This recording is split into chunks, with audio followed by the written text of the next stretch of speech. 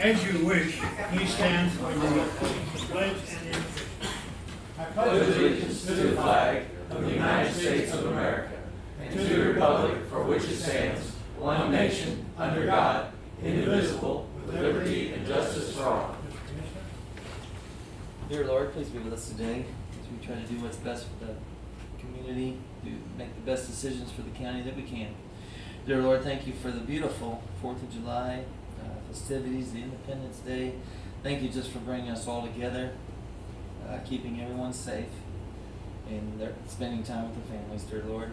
We ask this, that you take care of all the people that need your help, dear Lord. There's a lot of them in the county that need your guidance and your healing. Dear Lord, I ask this in your Son, Jesus Christ's name. Amen. Blessedly, we do have an addition to the agenda, and want to add the permission to purchase a drug testing machine for the Sheriff's Department. Motion? Okay, make a motion that we add the permission to purchase the drug testing machine to Sheriff's Department to the agenda. Second.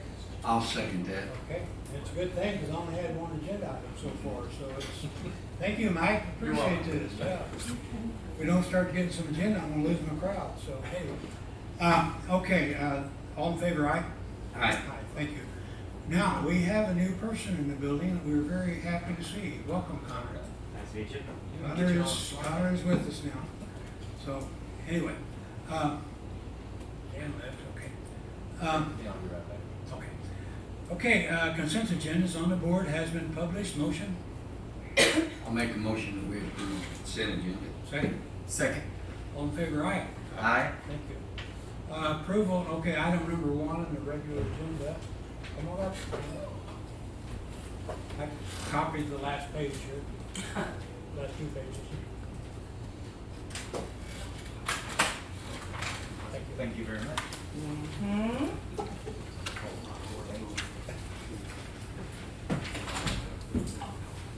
Amber Mongelay, audit manager in the auditor's office. Before you, commissioners, are down copies of the final independent audit for the year ended 12/31/23. This audit was conducted by Daniel Jones and Associates with the assistance from the auditor's office. First, we would like to thank all the offices for their cooperation, not only with Daniel Jones, but with the auditor's office during this process. We will have a bound copy in the auditor's office as well as a digital copy of the report uploaded to the website, hopefully today.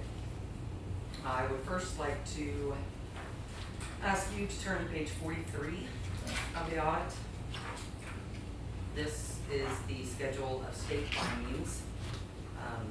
A portion of our independent audit is a review of compliance with not only our policies but with state statutes. This would include but not be limited to budgeting, purchasing, record keeping, and as you can see in the report, there were no state findings for the year ended 12/31/23. Secondly, please turn to page 49 of the audit. This is our schedule of expenditures of federal awards. It's also called the CEPA. This details all of our federal grant expenditures for the year ending 12/31/23. This is not the amount of federal funding we received in the year, but what we spent of the funds received. When federal expenditures are more than $750,000, a single audit is required. This is a thorough review of every federal expenditure from budgeting, compliance with federal regulations, and proper internal controls. Is that $750 per item or total? Total. Okay. So the county's total federal expenditures for 23 was $5,135,831. This does not include non-federal or state grant expenditures. Total state grant expenditures was $364,883 for a combined total of $5,500,714. Any questions on that? Lastly, please turn to page 53. This is what you'll see on the board up here. This is the financial statement findings and federal award findings and question costs. there were no findings for the year ended 12/31/23. Which I would like to point out, this is the 5th consecutive year without findings, starting in Which is 2000. unheard of.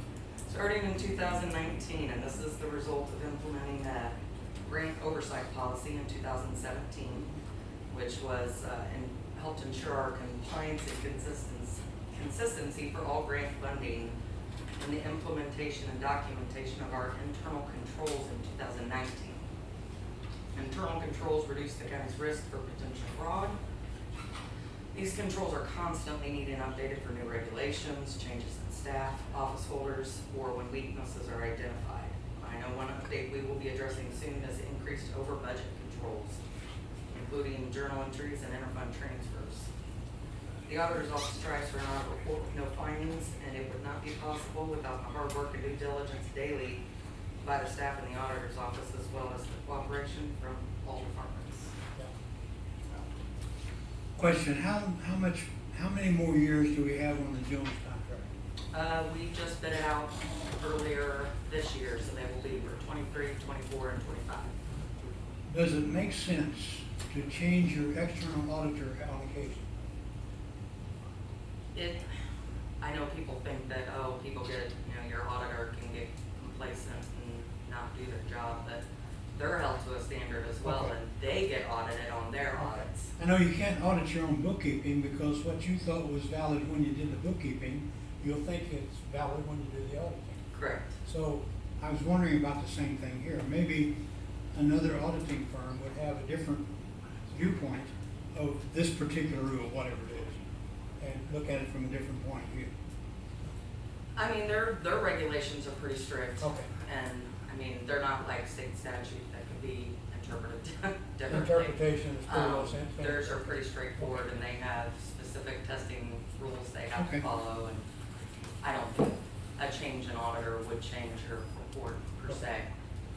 Just want to make sure we're covering all the bases there. And Daniel Jones is the only one that bid on our audit this That's what I was time. gonna say. There's a lot of counties that are having difficulty finding independent auditors because of the increase in the reporting, especially when it comes to federal expenditures. Yeah, the CFA reporting is what separates those independent auditors, and there's very. CFA?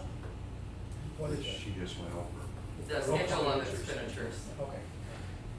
So they are actually getting ready to release new guidance on the CFA and how I think the threshold is going to be increased from 750,000, which it was increased from, I think it was 500,000 a few years ago. So they're recognizing the increase in funding and spending, but they're tightening down on their regulations as well. So, Okay.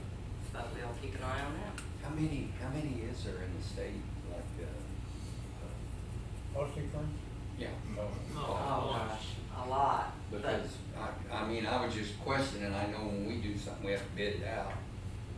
You guys are always telling us we have to, but I've never seen that audit. We requested from, I don't know, at least a half dozen different auditing firms to bid, and including all locals. I was gonna say. including They just every. choose not to. Yeah. and they Well, just- unfortunately, a lot of them don't have the staff capabilities to take on an audit of our size. And it's not financial, in some cases, it's not financial responsibility for them because of the time spent. Daniel Jones was with us how many months? Well, it started in February and Yeah. just ended at the end of June, so Wow. it's a lot of work, a lot of requests, and I know the office holders all know they received multiple requests for documentation as well as clarification, filling out their, fraud inquiries, and it's a lot of work. This borders on a silly question, but I'm good for those. We are one of the few counties that probably has no findings. And you tell me that the other counties are having trouble getting auditing reports, auditing companies. So it would be that the companies don't want to deal with counties that have a lot of findings? Well, a lot of findings mean lack of internal controls, which means more testing on their part, which means more work. Yeah. So, That's more money. correct, but again, if they don't have the staff and the capability to dedicate the time, it's not financially right. And a lot of it goes back to policy and procedure by the county. So if that's not in place, then other counties have a difficult situation trying to justify why the expenses were made. And the lack of, contracts that are signed and all this stuff. Transparency and accountability. Yeah. Okay. Internal controls really do, I know they're a pain in the butt, and Oh, yeah, tell me about that, yeah. people get tired of hearing it from us, but this is the reason why we I don't understand that, have findings. and I do appreciate that. It's hard to say that sometimes, but I do appreciate that. Now, Amber, explain if there would have been findings, how does that reflect back on the county? So if there would have been findings on our federal awards, that would restrict the possibility for receiving future federal funding, as well as increased regulations on us for the funding if we were to receive any at all. Okay. So, As well as grants. well, yeah, any type of grant. Every grant application, Bridget can attest to that, asks for a copy of our audit report and specifically if there were any federal award findings. Okay, and the findings, in other words, that's violation. Correct. So- You did not comply with the grant requirements or with federal Findings just a code. nice word for violation. Yeah. Okay. Okay, yes, So where do we rank with other first-class counties as far as federal funds and grants? Do you guys have any idea on that? So I With the know, money that we've brought in through these grants and the federal funds? well, almost every Missouri county got some sort of ARPA funding. Sure. Ours, I would say, was up there, but not near as big as some of Let's those say harder maybe more counties. like grants, We got- stuff we that we got have to 13. apply for that's we not got just. $13.5 million off. So I know the Auditors Association has been trying to work with the state to get a website compiled of every county's grants that they have across the state. Mhm. So that way, it's almost like a database that you could access to see what grants other counties are getting that you may want to apply for, or just, like you said, just to see who's getting what. But at this point in time, there's not been, So how many current grants do we have? oh my Isn't it like gosh. 31 or something, Bridget? I would say about 45. About Yeah. 45? Is that active or what? Mhm. Okay. Oh, and there's, I mean, I would say 4 or 5 pending applications currently for additional funding. Mhm. So can we Yep. hide some And of Mike that? Because just we got don't want to one lose our. today. And those are all He through, sent me Oh, yeah. one, yeah. and those are all through The the MoDOT one. Yep. treasurer's office. Yep. Yep, So, Yeah. so can we hide some of those so we don't show that our He- grant he coordinator didn't is say doing that well? He didn't say that. So they don't know but that, Bridget does a fantastic try to come job. get our grant coordinator? Bridget does Well, you great. guys just kind of keep her. We're trying, I know. That's right. I know. Hey, that's not easy, so. To answer your question, Commissioner, Yes. the president of the Missouri Association of Counties is the county auditor for Cape Girardeau. And for 2 years, he's requested through the Missouri Treasurer's Department and Secretary of State to align this grant information.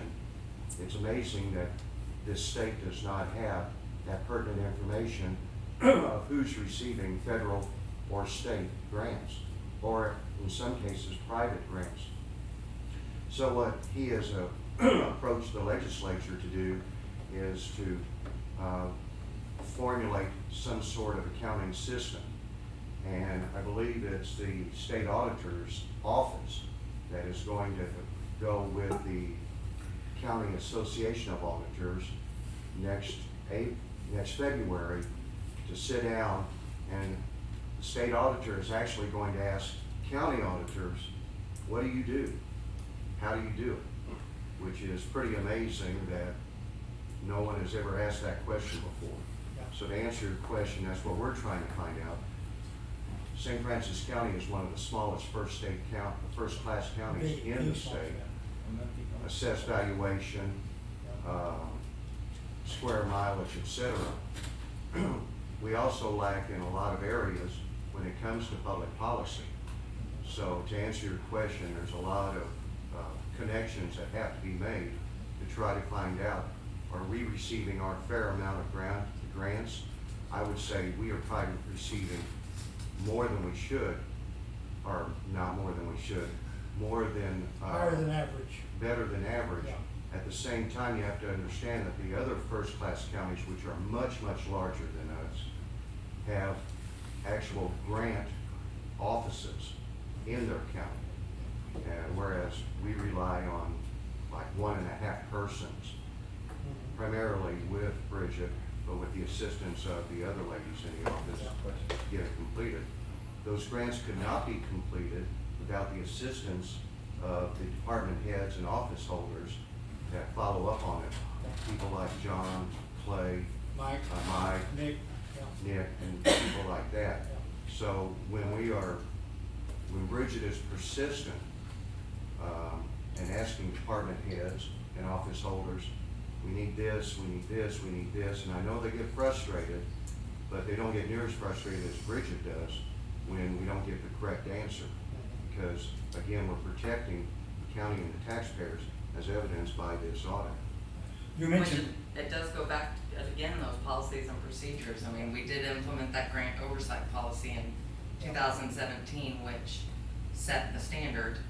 And as long as those policies keep being enforced, not just by our office, but by the commission that approved that policy, that really helps keep us where we need to go. Lou, you mentioned private grant, that caught me off guard. I hadn't thought about that.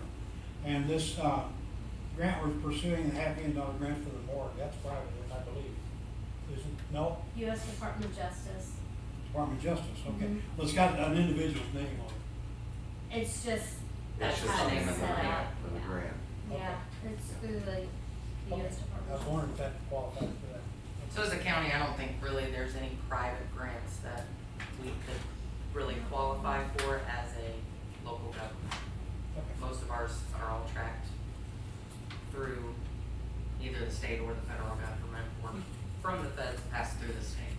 Well, what could happen is John Doe out there could pass along a trust as a grant to the county dedicated to Owl Creek Park, which we'd be responsible for the Well, oversight. Mike perked up.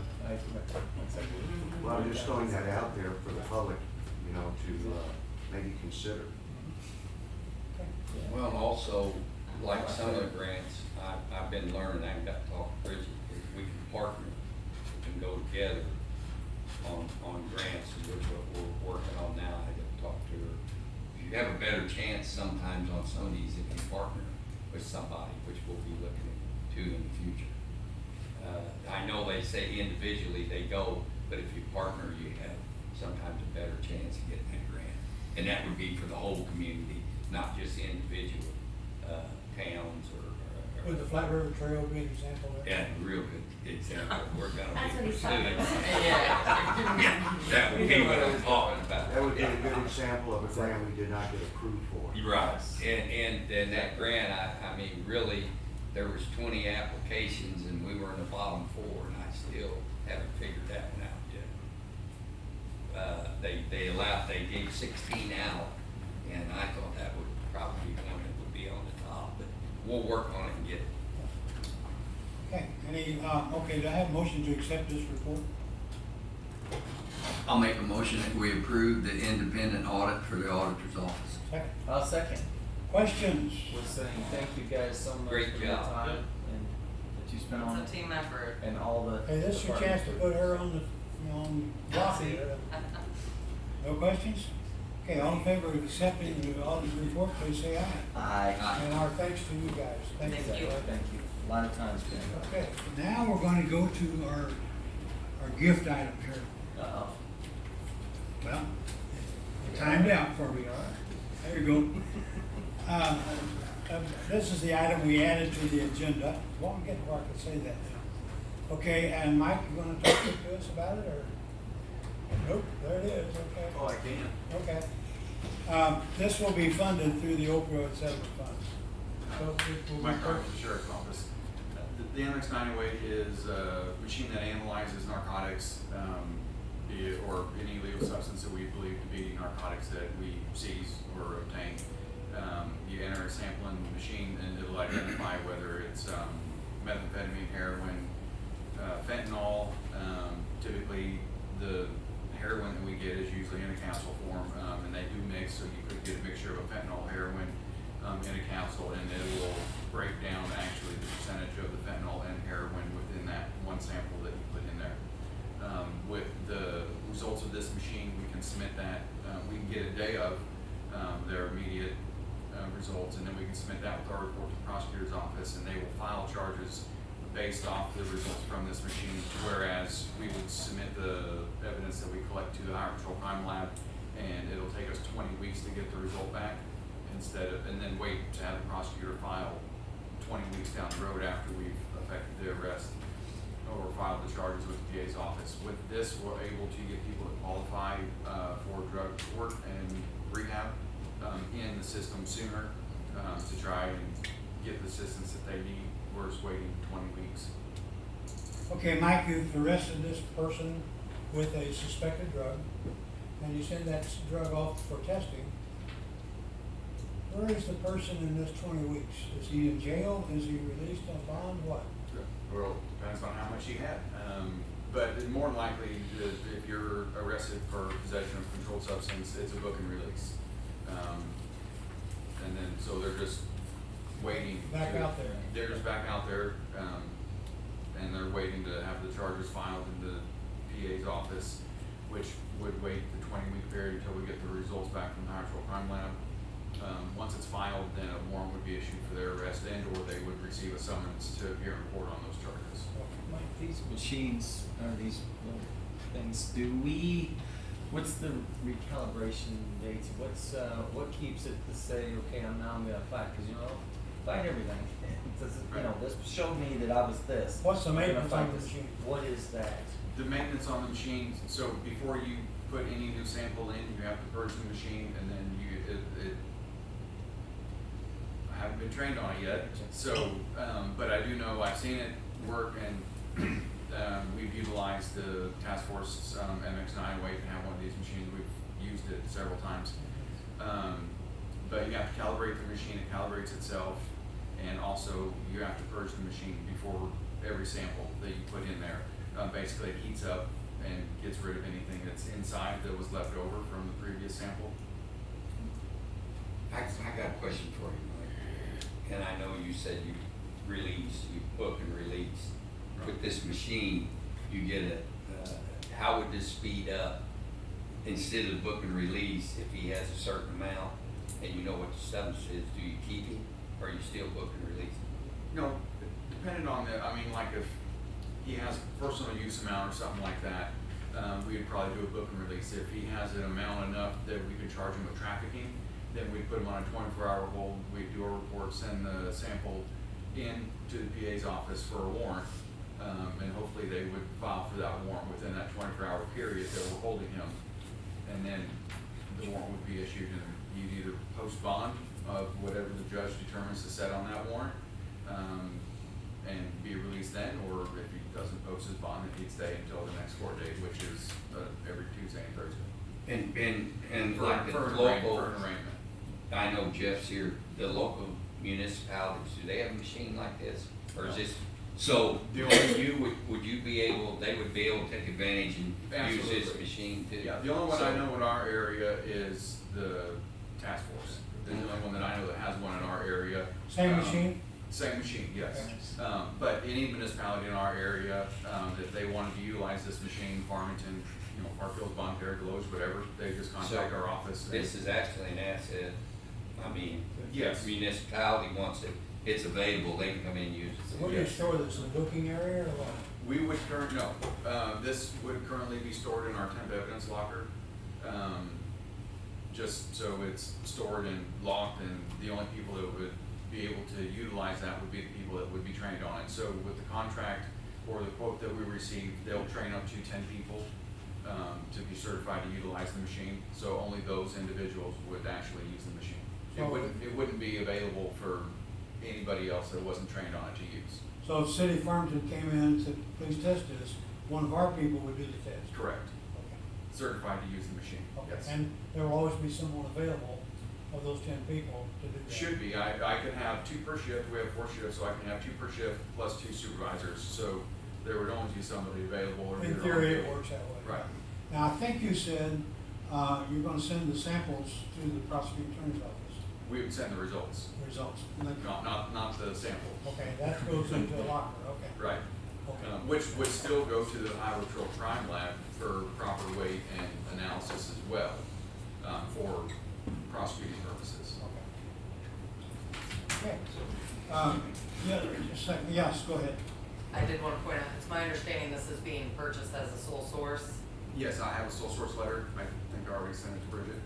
So just note that when you do your approval, because it's over 12,000, which means it'll have to be published in the paper for 10 days before we can let the contract.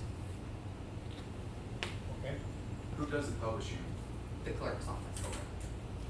Okay, let's go for a motion to accept this, or approval of purchase.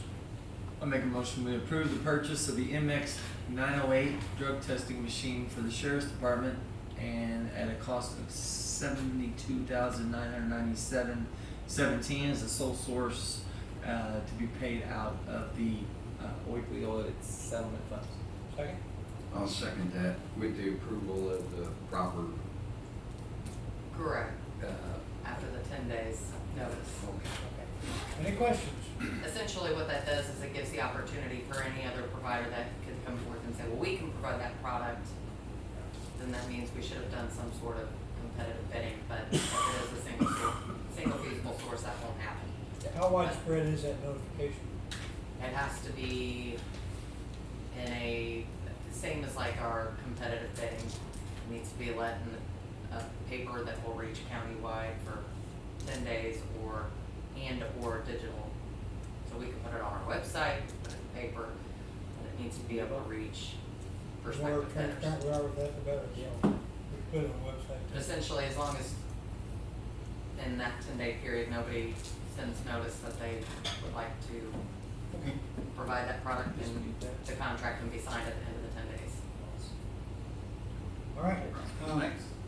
Yes, I was just gonna, I don't know, Mike hit on this, and Harold, if you wanna add to it as well, why the committee approved on this was a big part is to help that, like Mike said, speed up this process, that we can get these individuals maybe into a drug treatment court and actually get them treatment on it and hope that it can, you know, because there's certain requirements with this opioid funds that we have to meet, and this, it met our eye there because we can hopefully get these people into treatment court quicker and hopefully, you know, make a difference on them on recovery and everything else. We see a lot, within that 20-week period, individuals reoffending, so within that 20-week period, we're constantly sending more evidence to the lab to be analyzed, and then they're just reoffending. So we'll submit, 3 or 4 arrest reports for charges to the PA's office on the same individual for possession. We're hoping that if we get a single arrest, then we actually get them into drug court, they're hopeful that the likelihood of them reoffending is less. And the whole point of it is to help speed up treatment, not necessarily criminal The whole charges, point is but to protect treatment. the public. Right. I did want to point out the sheriff's department will have to buy this equipment, and it will be reimbursed with opioid funds upon the documentation needs. and on that note, Parks, Mr. Treasurer, we awarded 3 different groups money from the opioid settlement funds. This is one of them. This is the only one that is a county item. So the other 2, will they, generate invoices and we pay those, or how does that Yeah, work? kind of like what Amber said, we'll have to, they'll submit and then we'll reimburse. I mean, It's all on a usually- reimbursement basis. Okay. And if they don't, and then when we look at the end of the year, if these companies, these other 2, or if the sheriff, if it's not being used like it's supposed to, or they're, the paperwork's not right, there's a few different things there, this will affect our decision on next year. So, just because we approved the money this year on some of these groups doesn't mean it's guaranteed it's going to them next year as well. So there'll be a whole new process of submitting applications and the committee approving these. But the big thing is for this is a one-time kind of purchase here, but the other 2 companies, one of them is, they submit it to be a 5-year deal. We made that clear to them. This is just this year. Now, if you do everything you're supposed to and you're using the money correctly, it's a good chance you're going to get it again. But that when we award these, it's just 1 year. It's not, it's not till we're out of money with them. We only gave it for 1 year at a time. Now, those other 2 will necessarily be slower in coming in because it's kind of a hindsight deal. Where this is buy up front. those are after the fact.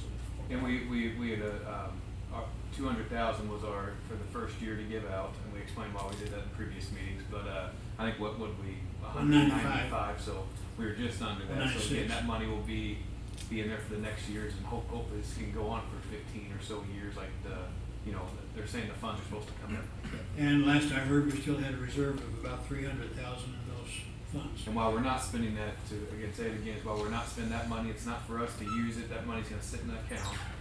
It's so, you know, that. Earning interest. Well, yes, and we see these programs, you know, they get these, you know, it takes a couple of these companies to go bankrupt, to go, all of a sudden, we're not getting this money like we're supposed to every year. So we don't, you know, a program needs to be set up for at least 3 to 5 years to really make a difference in our area. So this will allow us at least 3 to 5 years, just off the funds we have, you know, if we get the next year or two, the money keeps coming. Okay, thank you. Any other comments or questions? What? Oh, yes, Laura. Okay, what's the lifetime of the machine and how often is the efficacy tested? How often is the what tested? The efficiency of the machine? Things wear down, I mean, everybody who has electronics knows how everything slows down or messes up. How often is it gonna be tested to make sure that the readings are correct? Are you asking about calibration? Yeah. Yeah, I mean, it's the same thing as like our Intox machine, for DWIs. It calibrates and is tested every time you do a test, prior to testing. So you do a self-test, a clean test, and then you wind up testing your product. As far as the lifespan of the machine, I know that the task force has had theirs for several years, and it's the same machine and it's been functioning since then. I don't know the life expectancy of the machine. It's something that it comes with a warranty and maintenance and everything within that price range with the company itself. Okay. How do the courts appreciate this, the results of this machine? Do they go along with it?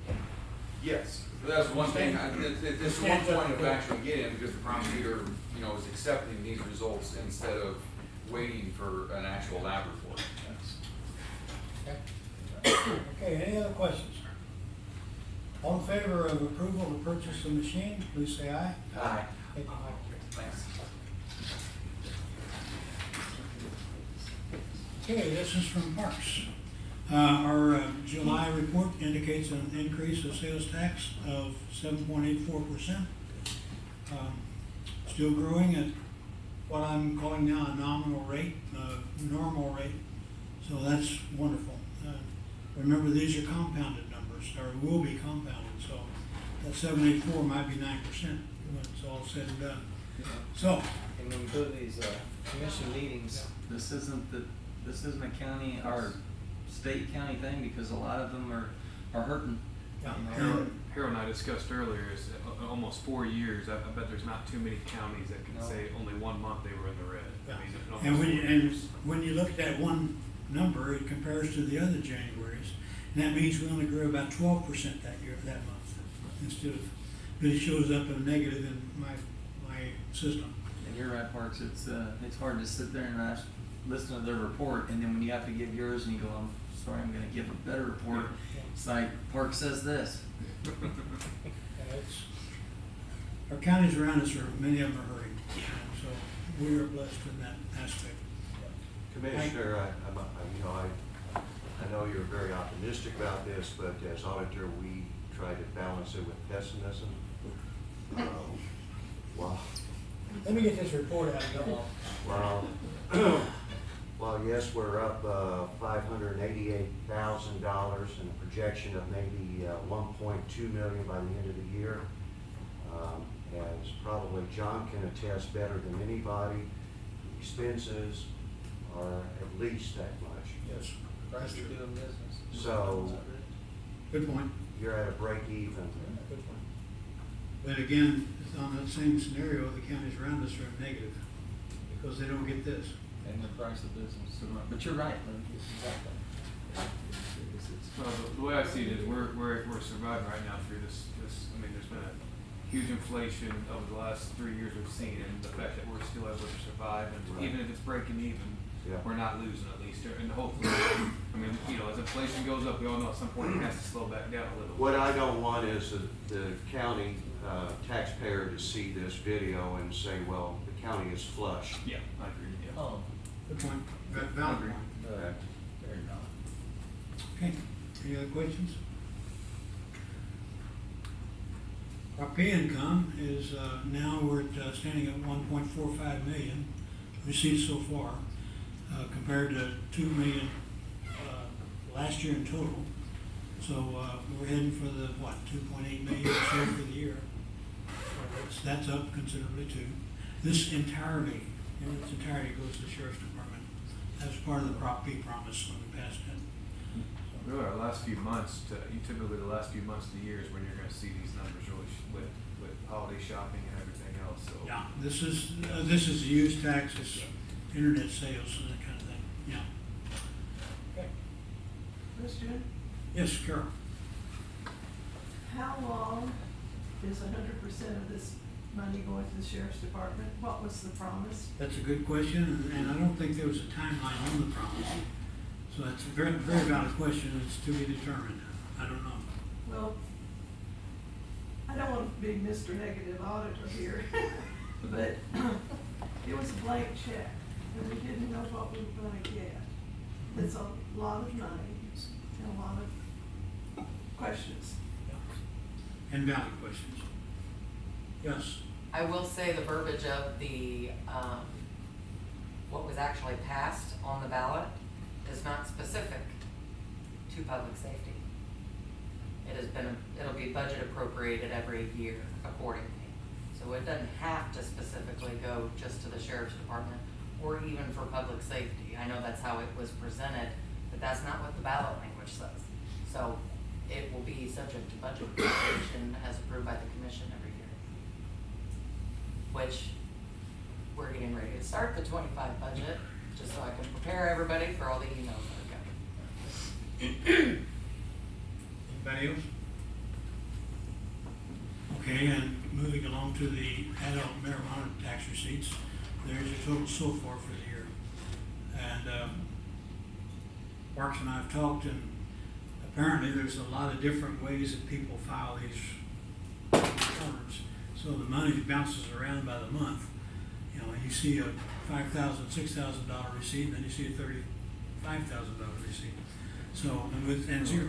So apparently there's different ways that people file these returns. And again, that zero is because, well, we found out the March and April was just the valley paying that. Now that the state has contacted the other ones, and that's why we're seeing a big jump. But also that zero was, that's when the valley had sold. It was just a timing error that when they sold, it was within that day. So that's why we didn't have anything for April. Now it came in June. That's why June is so high right now, because that was kind of a double 2 months there for one of the stores.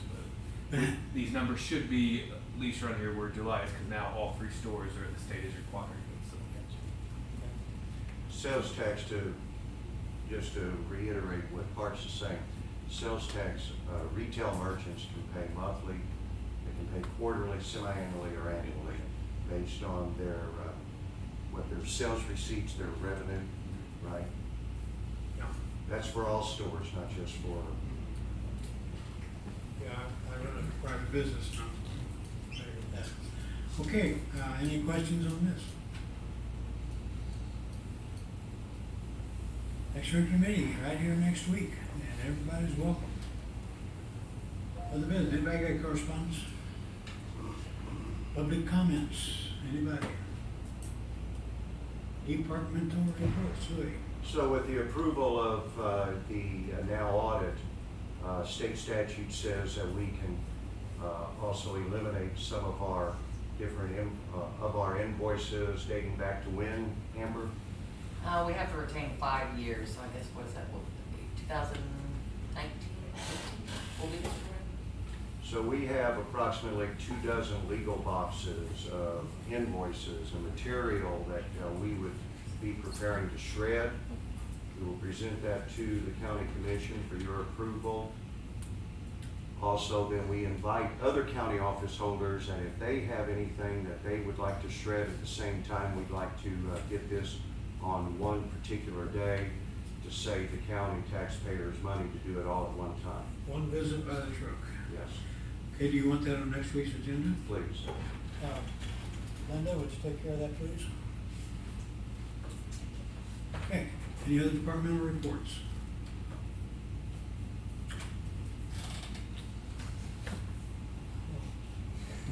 Now, that's not working. There it is. Yeah, Okay. I was gonna say, I'll just do it. I make a motion, we adjourn. Second. Okay, all right. Aye.